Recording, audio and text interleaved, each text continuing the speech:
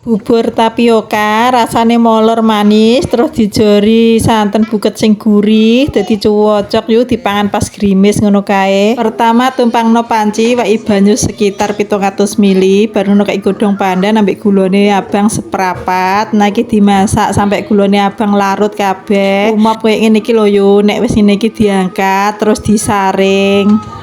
Bar ngono ning adah liya suntek tepung tapioka 250 gram, kayak uyah sak jumput karo banyu, sak itik-itik wae iki diuleni sampai nyair terigune mbek banyune mang.